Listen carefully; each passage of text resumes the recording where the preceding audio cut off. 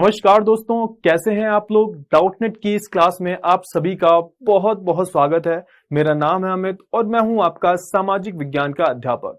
बच्चा पार्टी, आज की इस क्लास की मैं बात करूं तो आज हम क्या करेंगे, तो आज हम एक बहुत ही प्यारा सा आपका जो आप बोल सकते हो चैप्टर है, बहुत ही प्यारा चैप्टर है। इसका नाम है भाई विनिर्माण उद्योग। ज्योग्राफी का चैप्टर है, भूगोल का चैप्टर है, बहुत ही प्यारा चैप्टर।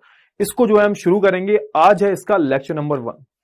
अच्छा, अभी आपने एक चैप्टर पढ़ा होगा कृषि, है ना।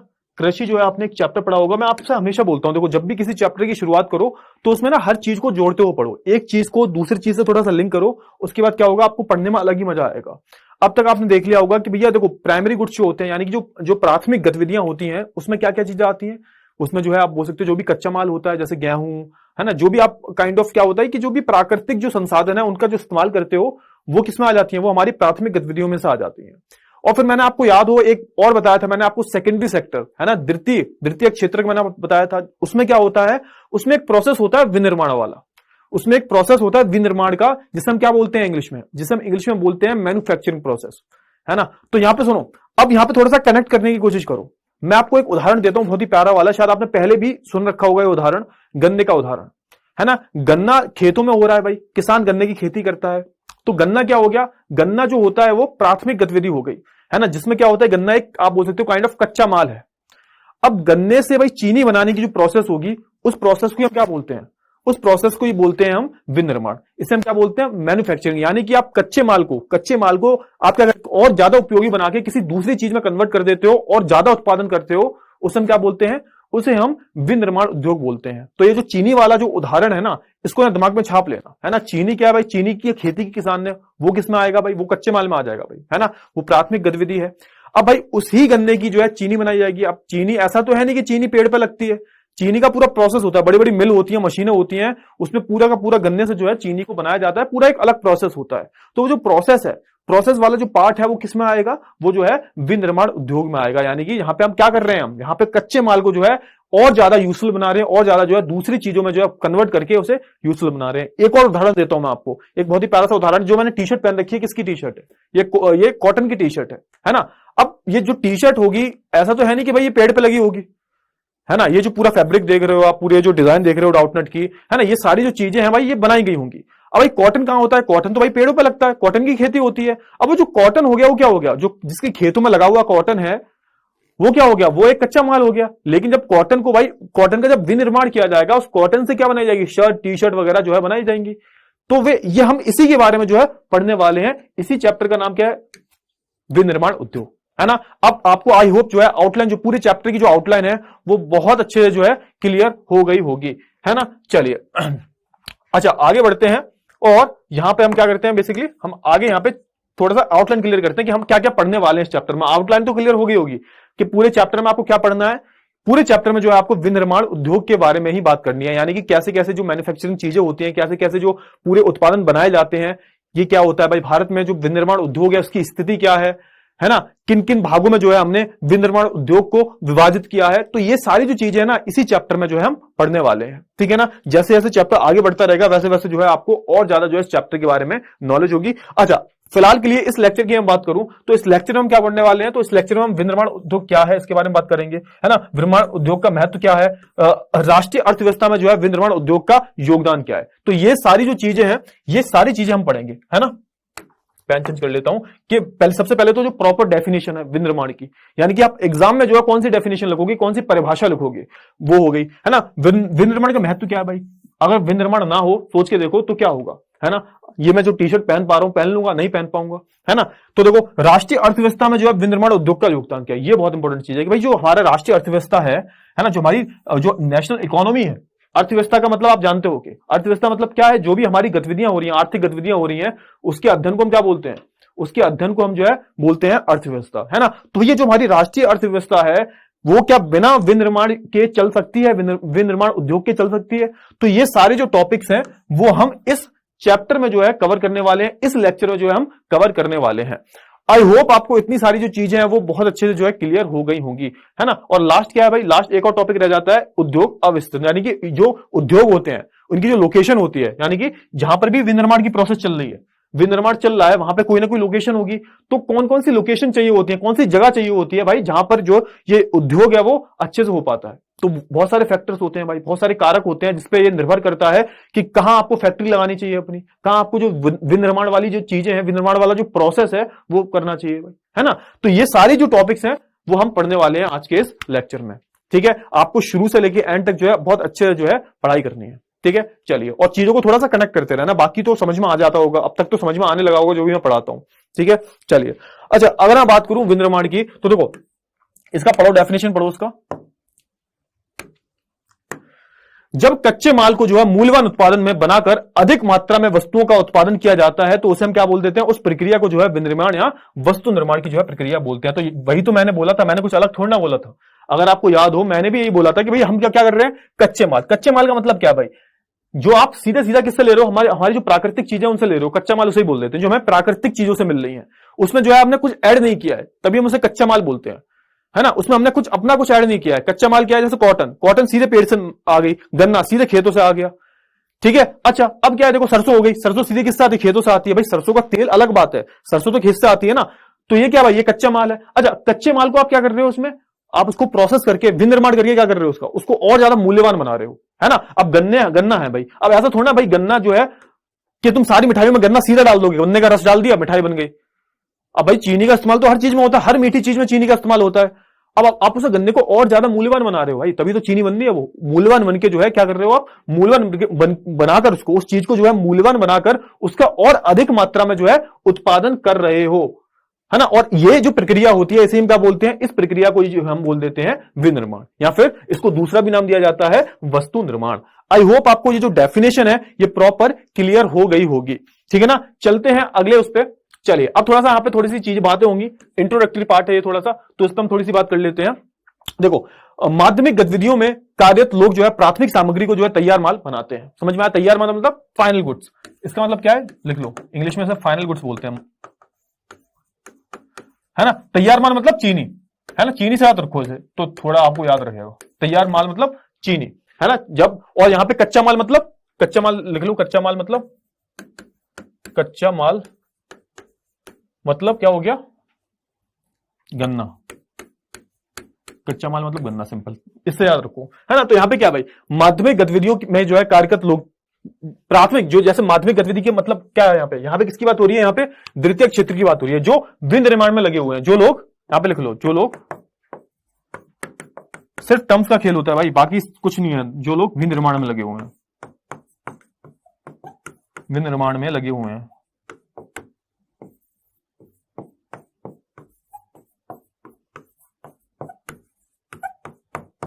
है ना, जो लोग किसमें लगे हुए हैं, विनिर्माण में जो है लगे हुए हैं। अब सुनो यहाँ पे, माध्यमिक गतिविधियां, जो लोग कौन माध्यमिक गतिविधियां कौन लोग होते हैं, जिसमें क्या कर रहा है, जिसमें जो विनिर्माण वाला प्रोसेस चल रहा है, ठीक है। तो माध्यमिक गतिविधियों में जो है कार्यरत लोग क्या करते हैं, जो प्राथमिक सामग्री होती है, यानी कि जो प्राथमिक क्षेत्र से जो सामग्री होती है, उसको क्या करते हैं, उसको जो है ये तैयार माल में बनाते हैं, ठीक है। चलिए, इस यहां पे क्या हो गया, इस्पात कारखाना, कार, कपड़ा, इस्पात कारखाना, कार, कपड़ा उद्योग, बेकरी आदि में जो है कार्यरत श्रमिक इस श्रेणी में आते हैं। समझ में आ गया, इस्पात हो गया भाई, है ना। कार होगी, कार बनती है ना भाई, कार किससे बनती है भाई, जो लोहा इस्पात होता है उसी से कार बनती है ना, स्टील वगैरह से कार बनती है। कपड़ा किससे बनता है, कॉटन से बनता है ना। बेकरी वगैरह हो गई, ये जो चीजें, इन सारी चीजों में जो लोग लगे हैं, ये किस में आते हैं भाई, ये विनिर्माण में ही आते हैं, या आप बोल सकते हो सेकेंडरी सेक्टर में ही आते हैं, द्वितीय क्षेत्र में ही आते हैं। और यहां पे कुछ जो लोग हैं वो सेवाएं भी प्रदान करते हैं। ये किस में आता है, ये तो आपने पढ़ा होगा, सेवाएं मतलब तृतीय क्षेत्र।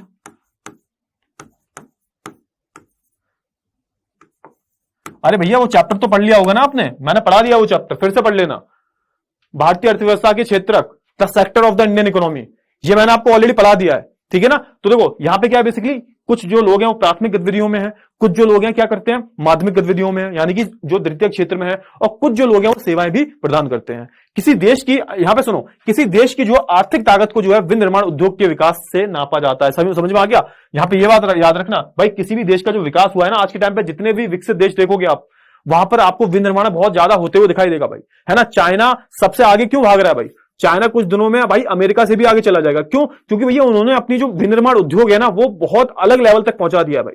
आप A to Z कुछ भी चीज उठा के देख लो भाई, दिवाली का कुछ भी सामान उठा के देख लो आप, है ना, प्लास्टिक के खिलौने से उठा के कुछ भी सामान देख लो, नीचे वही लिखा होता है मेड इन चाइना। आपको अच्छे से पता होगा, जो भी आप पटाखे लाते हो ना दिवाली पे चलाते हो, है ना, वो सब कहां से बन के आते हैं? चाइना से बन के आते हैं। जो भी सस्ते सस्ते चीजें होती हैं, जितनी भी सस्ती चीजें होती हैं, जितनी भी भाई आप दिवाली के लिए लाइटें लेके आते हो, सारी क्या होती है? मेड इन चाइना होती हैं। तभी आपको सस्ते में मिल जाती हैं और लोग सस्ते में ले भी लेते हैं। क्यों? क्योंकि भाई चाइना का जो विनिर्माण उद्योग जो है वो बहुत आगे है। वहां पे मैन्युफैक्चरिंग जो होती है वो अलग ही स्किल पे होती है। हम भारतीय तो आगे पीछे भी नहीं है उनके, है ना। तो आप बोल सकते हो कि भाई देखो, किसी भी देश की जो आर्थिक ताकत होती है ना बेटा, वो उसका विनिर्माण उद्योग के विकास से नापा जाता है। सुनो, यहाँ पे जहां पर विनिर्माण उद्योग होता है ना, वहां पे लोगों को रोजगार भी ज्यादा मिलता है भाई, है ना। जहां पर भाई ज्यादा ज्यादा फैक्ट्रियां होंगी तो लोगों को नौकरियां भी तो मिलेंगी, है ना। और जब नौकरियां मिलेंगी तो क्या होगा भाई? धन का आदान प्रदान होगा, है ना। मनी जो होगा एक जगह से दूसरी जगह जाएगा, दूसरे के हाथ में जाएगा। तो इससे क्या होगी भाई? इससे जो आर्थिक गतिविधियां और ज्यादा बढ़ेंगी। जब आर्थिक गतिविधियां बढ़ेंगी तो हमारी जो अर्थव्यवस्था है वो भी बढ़ेगी, क्योंकि अर्थव्यवस्था का मतलब क्या है? जो भी लेन देन हो रहा है भाई, उसकी स्टडी करते हैं, जब उसका अध्ययन करते हैं, वही तो अर्थव्यवस्था होती है। तो सारी चीजें जो है जुड़ी हुई हैं, तो आपको जोड़ते हुए जो है चीजों को चलना है ना। तो भाई किसी भी देश में विनिर्माण कितना हो रहा है, उस देश में जो है आप बोल सकते हो विकास भी उतना ही ज्यादा होगा, जितना ज्यादा क्या होगा? विनिर्माण उद्योग होगा, ठीक है ना। अच्छा, अब यहां पे थोड़ा सा ध्यान लेते हैं। अच्छा, यहां पे आप ये देखो, कच्चे माल के जो है स्रोत के आधार पर कृषि। अच्छा, यहां पे बेसिकली क्या बोला गया है यहाँ पे, कि यहाँ पे हमने क्या किया है? हमने यहाँ पे कच्चे माल के स्रोत के आधार पर हमने जो है आप बोल सकते हो विनिर्माण उद्योग को कितने भागों में बांटा है। कच्चे माल के स्रोत पर, कच्चा माल मतलब जो अभी तैयार माल नहीं है, ठीक है। देखो, कृषि आधारित हो गया, यानी कि कृषि से जो भी चीजें आ रही हैं, जैसे कि सामग्री, जैसे कपास हो गई, ऊन हो गई, जूट हो गया, रेशम, कपड़ा, रबड़, चीनी, चाय, कॉफी, तो ये किसके आधार पर है? कच्चे माल के आधार पर। यानी कि हमने क्या किया? यहाँ पे डिवाइड कर लिया। ये चीजें आगे भी बढ़ोगे आप, थोड़ा सा एनसीईआरटी में लिखा हुआ था इसलिए ले आया। तो कच्चे माल के स्रोत के आधार पर हमने जो है यहाँ पे क्या किया है? यहाँ पे कृषि आधारित हो गया, है ना। कृषि आधारित मतलब जो भी कृषि से चीजें मिल रही हैं तो वो कच्चा माल ही होगा, है ना। चाहे वो कपास हो गया, चाहे ऊन हो गई, जूट, रेशम, रबड़, चीनी वगैरह सब, है ना। खनिज आधारित मतलब भाई देखो, ये जो खनिज आधारित चीजें होती है ना, अब जो खनिज निकलते हैं, यानी कि जमीन में से आप लोहा निकाल रहे हो, सोना निकाल रहे हो, है ना, कोयला निकाल रहे हो, तो ये भी क्या आता है भाई? ये भी कच्चे माल का ही स्रोत है, समझो, ये भी कच्चा माल है। अब भाई लोहा जो निकलता है सीधे थोड़ा ना निकलता है। लोहा जो निकलता है उसका पूरा प्रोसेस किया जाता है, बाद में जो है दूसरे वस्तु में कन्वर्ट किया जाता है, बदला जाता है। बाकी जो जमीन से चीजें निकल रही हैं उसको क्या बोलोगे आप? कच्चा माल ही तो बोलोगे। तो देखो, खनिज आधारित जैसे लोहा इस्पात हो गया, cement, aluminium, machine tools, petroleum, है ना, ये सब क्या है भाई? ये सब भी क्या किसमें आते हैं? कच्चे माल में ही आते हैं। ये कोई पक्के माल में नहीं आते, तैयार माल में नहीं आते भाई। जमीन से अगर आप कोयला निकाल रहे हो तो क्या हो गया? वो सीधे जमीन से मिल रहा है हमें। सीधा किससे मिल रहा है? प्राकृतिक चीजों से जो भी चीजें मिलती हैं ये भी किसमें आती हैं? ये भी प्राथमिक में ही आएगा। खनिज जो मिलता है हमें ये भी प्राथमिक गतिविधियों में ही आता है, ठीक है ना। चलिए, अच्छा, उनकी मुख्य भूमिका के अनुसार, है ना। अब इनकी जो किसकी मुख्य भूमिका की बात हो रही है, तो यहां पे आप बोल सकते हो इसी की कच्चे माल की भूमिका की बात हो रही है। तो सुनो, बुनियादी या प्रमुख उद्योग वे हैं जो अन्य वस्तुओं के निर्माण के लिए कच्चे माल के रूप में अपने उत्पादनों की आपूर्ति करते हैं। तो यहां पे किसकी बात हो रही है? उनकी मुख्य भूमिका के अनुसार। मुख्य भूमिका मतलब किसकी बात हो रही है? यहां पर कच्चे माल की बात हो रही है, कच्चे माल की। यहां पे कच्चे माल की जो है बात की जा रही है। अब यहां पे बोला जा रहा है कि बुनियादी या प्रमुख उद्योग वे हैं जो अन्य वस्तुओं के निर्माण के लिए कच्चे माल के रूप में जो है अपने उत्पादनों की आपूर्ति करते हैं। तो भाई देखो, यहां पे जैसे कोई भी माल बने, है ना, XYZ कोई भी चीज बने, जैसे मैं उदाहरण लूं, टी शर्ट की उदाहरण लूं, अब बिना कॉटन के टी शर्ट बन जाएगी? बिना कपास के टी शर्ट बन जाएगी? नहीं मिल जाएगी। तो देखो, बुनियादी या प्रमुख उद्योग वे होते हैं जहां पे क्या होता है? अन्य वस्तुओं के निर्माण के लिए जो है कच्चे माल के रूप में अपने उत्पादनों की आपूर्ति करते हैं। उदाहरण के लिए लोहा इस्पात हो गया, इस्पात और तांबा, है ना। जैसे लोहा से क्या बनता है? जैसे लोहा होता है, लोहा और इस्पात, है ना। इस्पात मतलब स्टील होगी, स्टील की बात हो रही है। तो बिना लोहे की स्टील बन सकती है? नहीं बन सकती। तांबा गलाने, है ना, एल्यूमिनियम वगैरह, तो ये सारी चीजें हो जाती हैं, है ना। उपभोक्ता उद्योग जो उपभोक्ताओं द्वारा प्रत्यक्ष उपयोग के लिए जो है वस्तुओं का उत्पादन करे, जैसे चीनी, टूथपेस्ट, कागज, सिलाई मशीन, पंखे। तो कहने का मतलब क्या है कि भैया जो ये चीजें होती है इनकी मतलब कच्चे माल की भूमिका क्या है? तो ये जो चीजें आप यूज करते हो ना, चीनी हो गई, टूथपेस्ट हो गया, कागज हो गया, भाई कागज किससे बनता है? कागज तो पेड़ों से बनता है। कागज तो भैया पेड़ों से बनता है ना। बिना पेड़ से कागज बन जाएगा? नहीं बनेगा, है ना। सिलाई मशीन हो गई, सिलाई मशीन किससे बनेगी? सिलाई मशीन किसकी होती है? लोहा इस्पात की होती है। लोहा, भाई लोहा इस्पात पूरा स्टील बना होता है ना, लोहे से बनेगी। तो कहने का मतलब क्या है? जो चीजें बन रही है, यानी कि जो दूसरी चीजें बन रही है, दूसरी वस्तुएं बन रही है, उनमें जो है इनका रोल बहुत बड़ा होता है, उनको बनाने में, ठीक है ना। उनको बनाने में जो है इन कच्चे माल का जो है रोल बहुत बड़ा होता है। बिना भाई चीनी जो है बिना गन्ने के नहीं बनेगी। टूथपेस्ट में भी बहुत सारी चीजें होती हैं, है ना। कागज बिना लकड़ी के नहीं बनेगा। ये सब क्या है भाई? ये सब कच्चा माल ही तो है। आई होप आपको ये जो चीजें हैं वो समझ में आ गई होंगी। अच्छा, यहाँ पे थोड़ा सा ये जान लीजिए, वैसे जो टॉपिक था ना, ये बात की बात थी, है ना, बीच में आ गया, थोड़ी सी स्लाइड ऊपर नीचे हो गई होगी, कोई बात नहीं। अच्छा, ये पढ़ लेते हैं हम, विनिर्माण उद्योग का महत्व क्या है, विनिर्माण जो उद्योग है इसका क्या इंपॉर्टेंस है, यानी कि बिना विनिर्माण के काम चल जाएगा? तो बिल्कुल नहीं चल पाएगा भाई, आज के टाइम पे तो बिना विनिर्माण के बिल्कुल काम नहीं चल पाएगा, है ना। तो बस यही इस टॉपिक में पढ़ने वाले हैं कि विनिर्माण का महत्व क्या होता है, इंपॉर्टेंस ऑफ मैन्युफैक्चरिंग, है ना। बहुत ही सिंपल सा चैप्टर है, ज्यादा इसमें कुछ है नहीं, बस आपको थोड़ा सा ध्यान देते रहना है ना, थोड़ा सा डेटा ज्यादा होगा इसमें और थोड़ा सा ध्यान देते रहना है, इतना ज्यादा कुछ है नहीं इस चैप्टर में, ठीक है। चलिए देखो देखो, विनिर्माण उद्योग से जो है कृषि को आधुनिक मदद बनाने में मदद मिलती है भाई। अब तक क्या था भाई, देखो, है ना, अब तक क्या था भाई, देखो जो चीजें होती हैं बेसिकली, मान के चलो जो कृषि में हम चीजें लगा रहे हैं, खाद का इस्तेमाल कर रहे हैं, कई सारे केमिकल्स का इस्तेमाल करते हैं, कृषि के उत्पादन को बढ़ाने के लिए कई सारी चीजें होती हैं, है ना, उत्पादन बढ़ाने के लिए कई सारी चीजों का इस्तेमाल करते हैं भाई हम। जैसे मान के चलो कृषि का उत्पादन कैसे बढ़ा, है ना, जैसे मान के चलो नए नए क्या आ गए, नई नई मशीन टूल्स आ गए हैं, अब बड़ी बड़ी मशीनें आ गई हैं, तो इससे क्या होता है, इससे चीजें बहुत फास्ट हो जाती हैं, तो अब ज्यादा बड़ी जगह में आप खेती कर सकते हो, है ना। ऐसी कई सारी मशीनें आ गई हैं जिसमें जो है इंसानों की जरूरत बहुत कम पड़ती है, बस इंसानों को बैठ के जो है कंट्रोल करना होता है, मिनटों मिनटों में काम हो जाता है, जल्दी काम हो जाता है।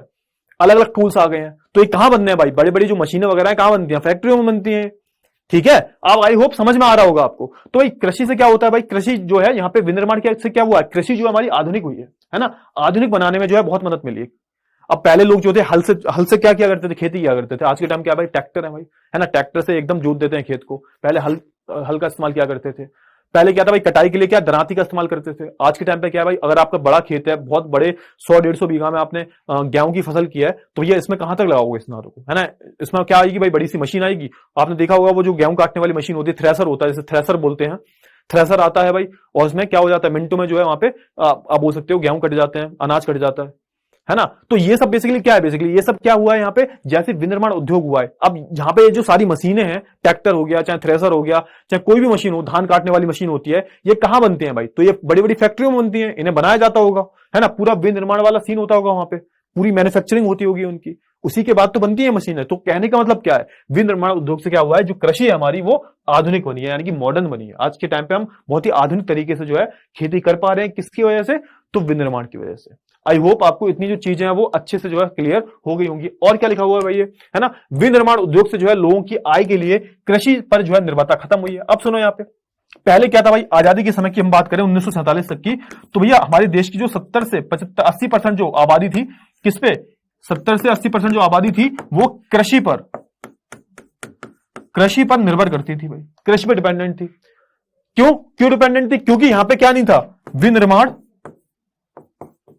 विनिर्माण था ही नहीं, बहुत कम था, है ना, कोई फैक्ट्री वगैरह ज्यादा लगी नहीं थी। तो ज्यादातर जो लोग थे वो किस पर डिपेंडेंट थे, वो ज्यादातर जो लोग थे वो आप बोल सकते हो कृषि पर निर्भर थे। अब इतना भी ज्यादा जो है कृषि पर निर्भर होना ठीक नहीं है।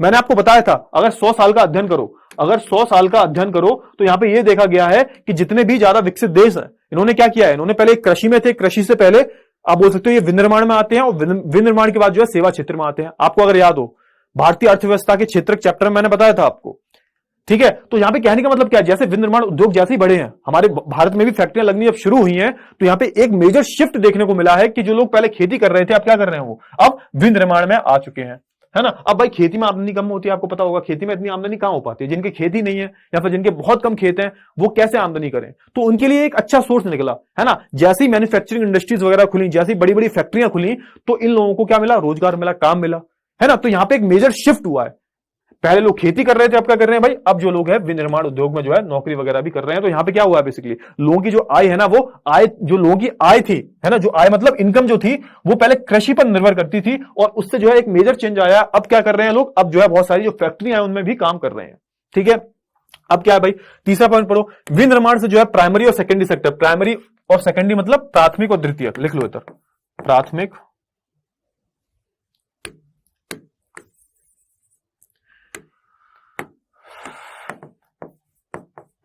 प्राथमिक और द्वितीयक क्षेत्र, प्राथमिक और द्वितीयक क्षेत्र, किसकी बात हो रही है, प्राइमरी सेकेंडरी सेक्टर की बात हो रही है। प्राइमरी का मतलब बता दिया मैंने, प्राथमिक प्राथमिक सेक्टर बोलते हैं इसे। अरे भैया भारतीय अर्थव्यवस्था के क्षेत्रक पढ़ा होगा चैप्टर, मैंने पढ़ा दिया है वो चैप्टर, पढ़ लेना एक बारी, है ना। उसका तो यूट्यूब पे भी वन शॉट दे रखा है मैंने।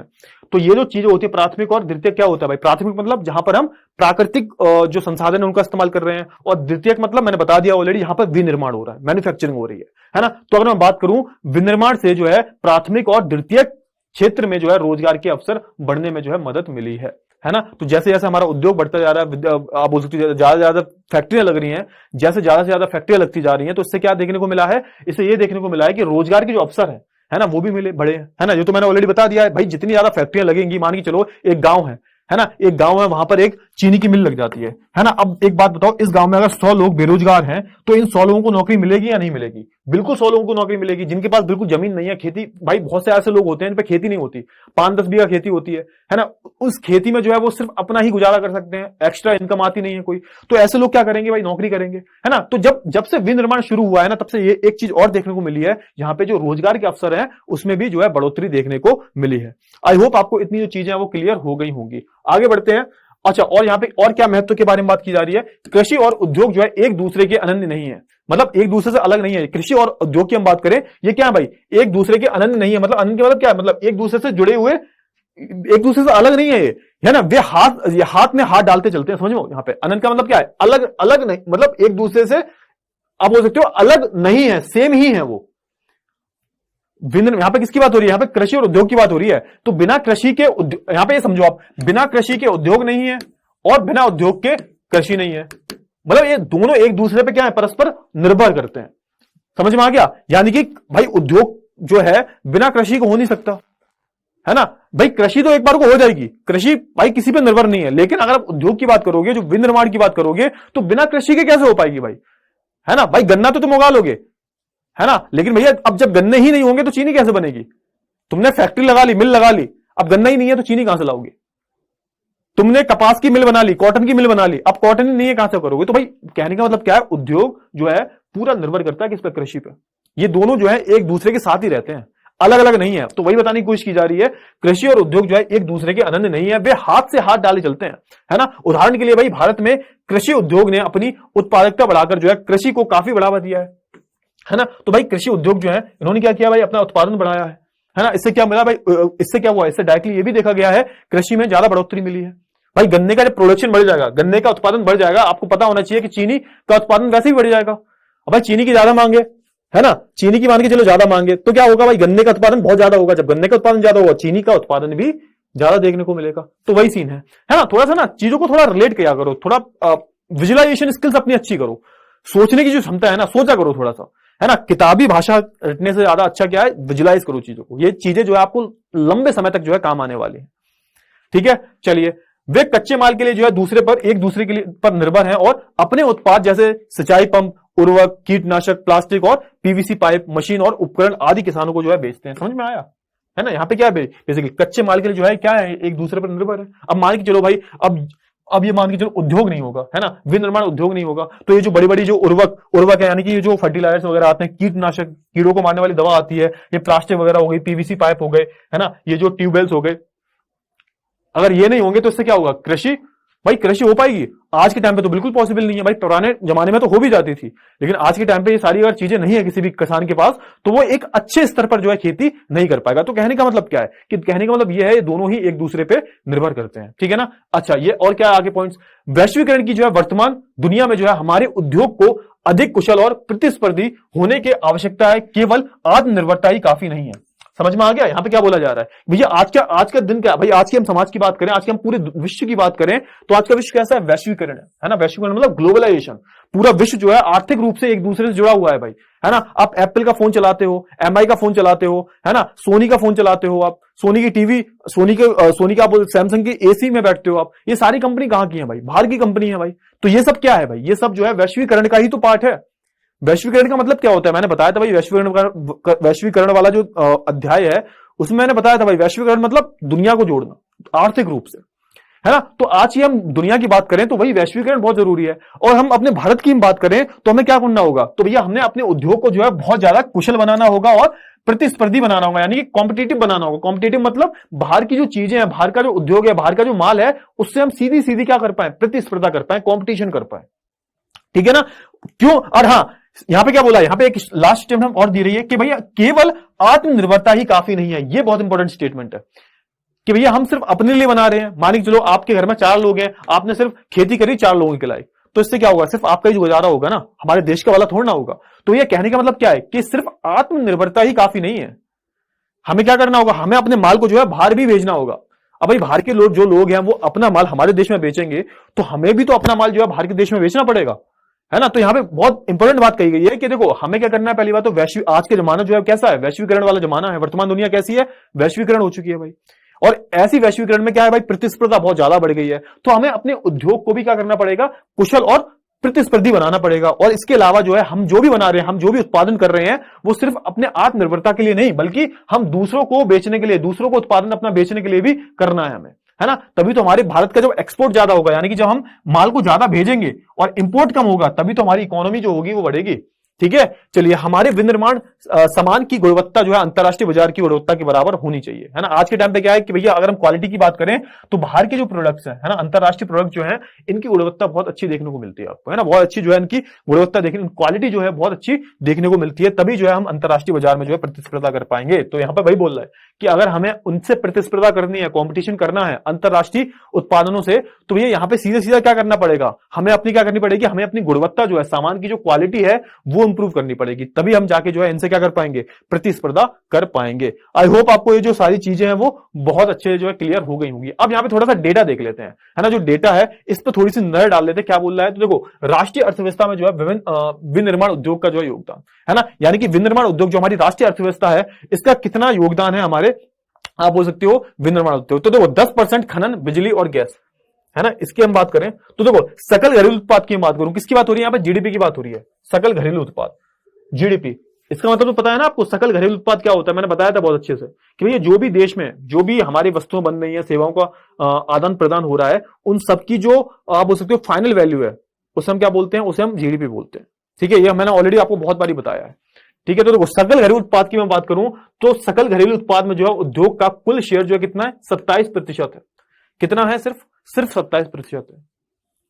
किसकी बात की जा रही है यहाँ पे, जीडीपी की। तो यह पूरी क्या है, ये 100% क्या होगी पूरी, ये पूरी जो 100% क्या है, ये हमारी जीडीपी है, हमारे भारत की, हमारे भारत की जीडीपी है, उसका जो 27% जो है, उसका जो पूरा 27% जो है किस में जा रहा है भाई, वो जा रहा है उद्योग में, जो कि बहुत ज्यादा नहीं है ना। अब इसकी हम बात करूं तो 10% खनन, बिजली और गैस है, और 17% क्या है भाई, 17% विनिर्माण है। अच्छा, अब मैं उद्योग में दो चीजें आती हैं, उद्योग में 2 चीजें आती हैं। पहली चीज आती है खनन, बिजली और गैस, है ना। ये विनिर्माण का हिस्सा नहीं है। इसमें क्या होता है, इसमें विनिर्माण, इसमें क्या होता है भाई, एक मिनट, थोड़ा सा राइटिंग बहुत ज्यादा ही गंदी हो गई यार मेरी, तो समस्या है बड़ी, चलो कोई बात नहीं, है ना। इसमें क्या है भाई,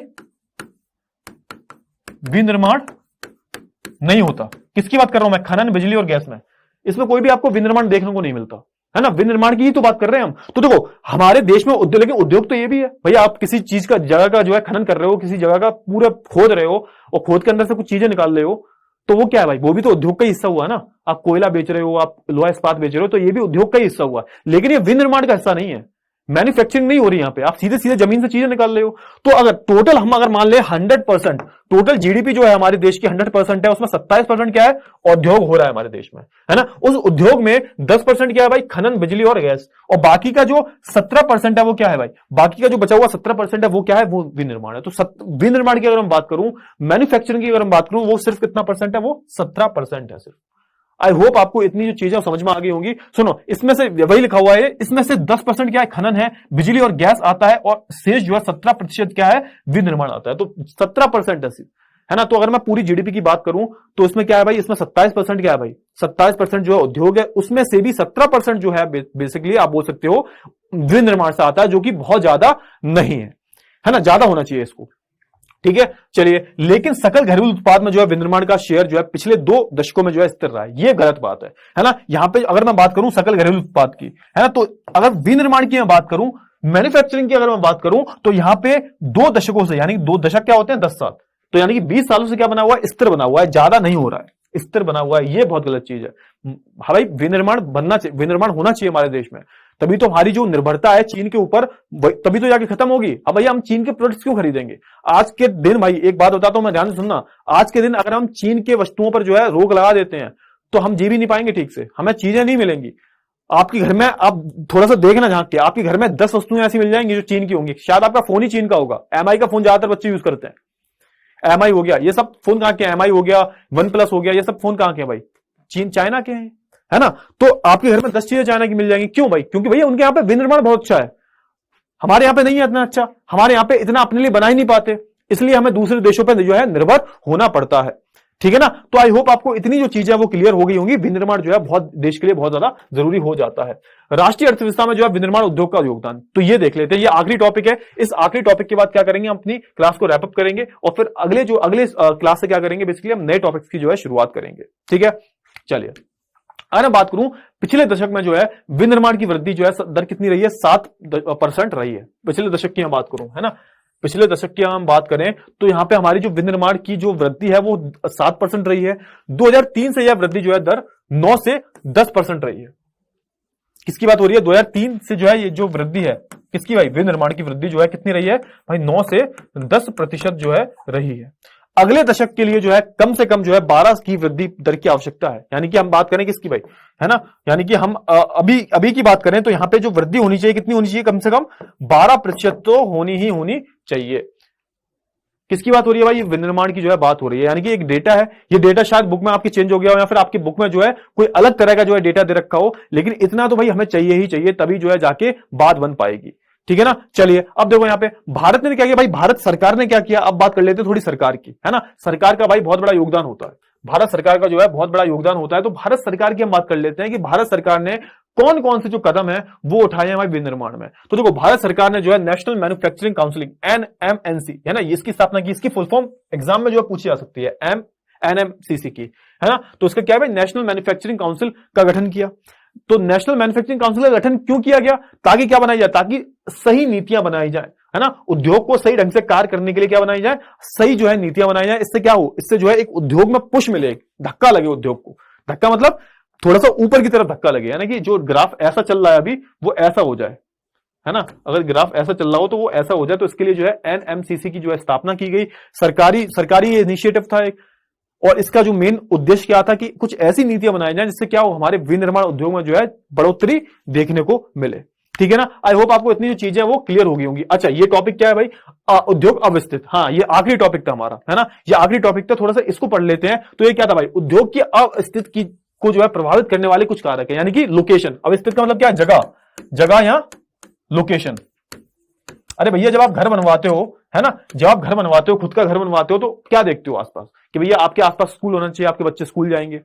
आसपास क्या होना चाहिए? बाजार होना चाहिए, मार्केट होनी चाहिए, रोड सही होनी चाहिए, है ना, लोकेलिटी बहुत अच्छी होनी चाहिए, सोसाइटी बहुत अच्छी होनी चाहिए। जब आप घर खरीदोगे तो ये सारी चीजें देखोगे, आसपास सब कुछ हो।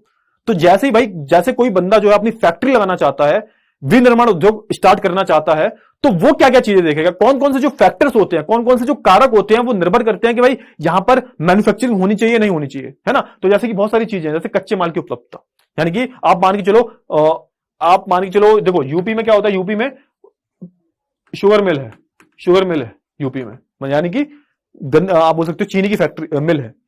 अब मान के चलो यहां पे क्या है? देखो गन्ने कहां होते हैं? यूपी में होते हैं, महाराष्ट्र में होते हैं, इधर होते हैं, है ना। और आपने फैक्ट्री खोल ली नीचे साउथ में जाके, दक्षिण में, है ना, कर्नाटका में, केरला में जो है आपने फैक्ट्री जाके खोल ली, चीनी की मिल जाके खोल ली। तो कुछ फायदा है? कोई सेंस है इस चीज का? अरे भैया जहां पर गन्ना हो रहा होगा उसके आसपास ही तो आप मिल लगाओगे, कि कहीं और लगा लोगे। मान के चलो यूपी में गन्ने बहुत ज्यादा होते हैं, है ना, तो भाई फैक्ट्री आप यूपी में लगाओगे ना, ऐसा थोड़ा ना कि आप नीचे बिल्कुल केरला में लगाओगे फैक्ट्री।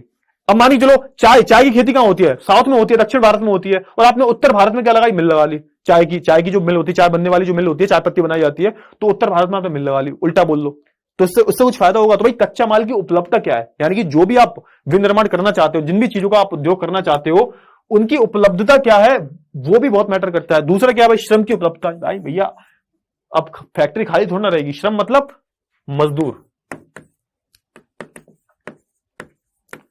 जो लोग आपके यहां जॉब करेंगे, कार्य करेंगे, श्रम, है ना, श्रम की बात हो रही है। श्रम की उपलब्धता बहुत जरूरी है भाई। चीनी की जो प्रोसेस में काम जो लोग लगेंगे, मशीनें तो होती हैं, लेकिन मशीनों को ऑपरेट करने वाले भी तो लोग होते हैं।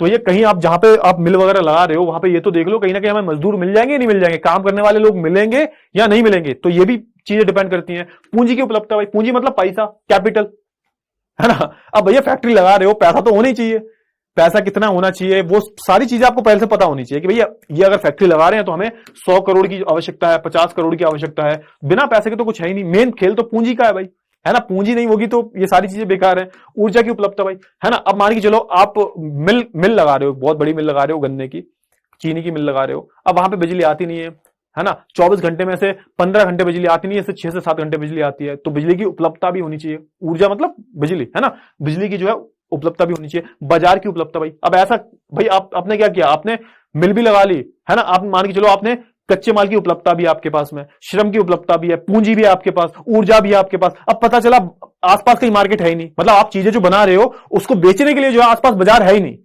तो वो तो सब धरी की धरी रह जाएंगे।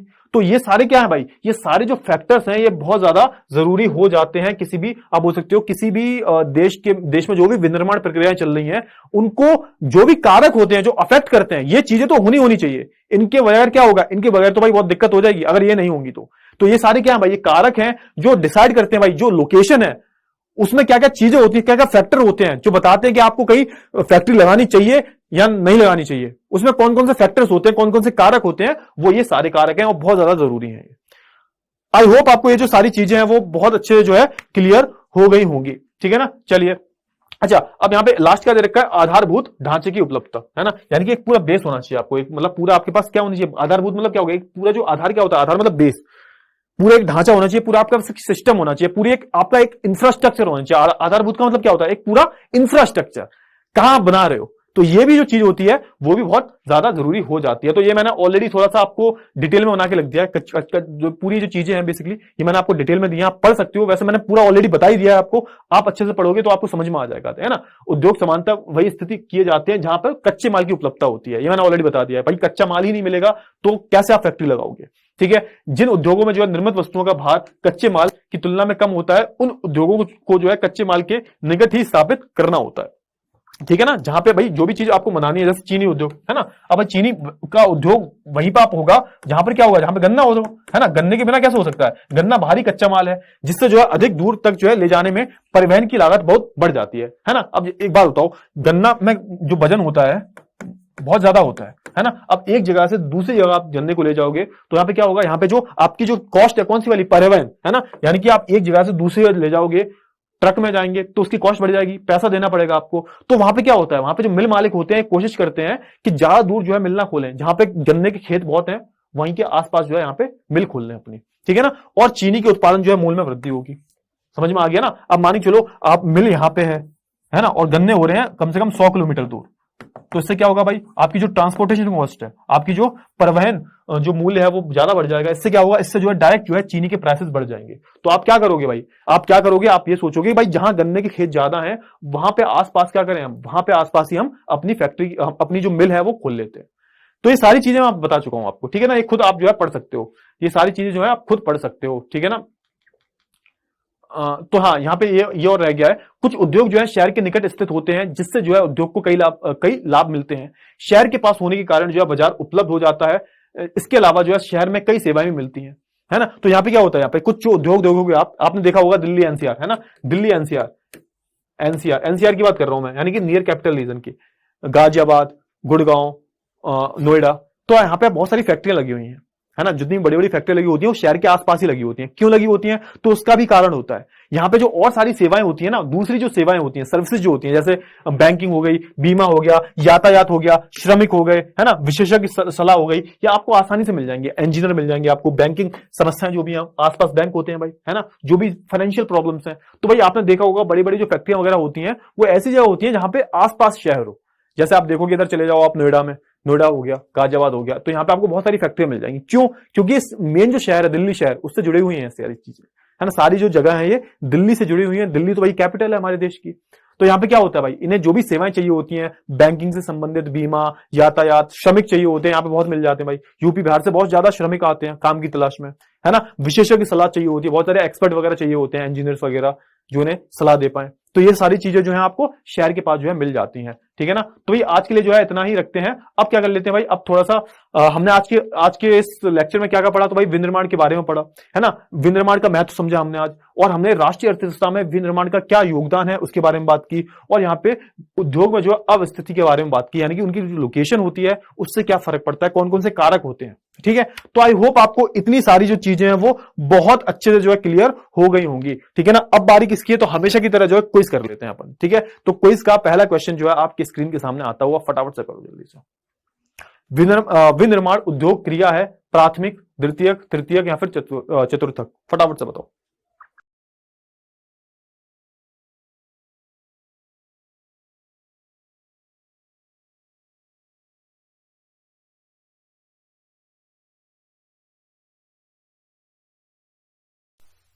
Move on to the next question. भारत में विनिर्माण क्षेत्र की बढ़ोतरी के लिए विनिर्माण प्रतिस्पर्धा परिषद की स्थापना निम्न स्तर पर की गई, राष्ट्रीय, अंतरराष्ट्रीय, क्षेत्रीय या फिर स्थानीय।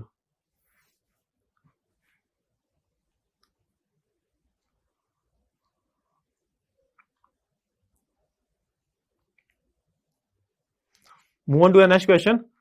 कुछ पूर्व एशियाई अर्थव्यवस्थाओं के सकल घरेलू उत्पाद में जो है विनिर्माण का योगदान डैश है, 25 से 35, 5 से 10%, 5 से 15% या फिर 50% से ऊपर।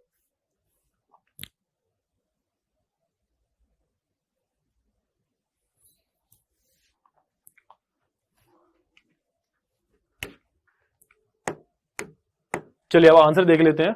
तो पहला का आंसर क्या होगा, विनिर्माण उद्योग क्रिया है। कौन सी भाई क्रिया है, द्वितीयक क्रिया है, आपको बता दिया मैंने ऑलरेडी। दूसरा क्या है, भारत में विनिर्माण क्षेत्र में की बढ़ोतरी के लिए विनिर्माण प्रतिस्पर्धा परिषद की स्थापना की गई राष्ट्रीय लेवल पर। Option number A is the right answer. तीसरे का क्या होगा, ऑप्शन नंबर ए, 25 से 35% भी देखी गई है ना। तो इसी के साथ क्या होगा भाई, हमारा जो आज का लेक्चर है ये समाप्त हुआ। आई होप आपको सारी जो चीजें वो बहुत अच्छे से जो है क्लियर हो गई होंगी। ठीक है ना। चलिए तो अब हम मिलेंगे अगले लेक्चर में, तब तक के लिए अपना ध्यान रखिएगा। Goodbye, take care.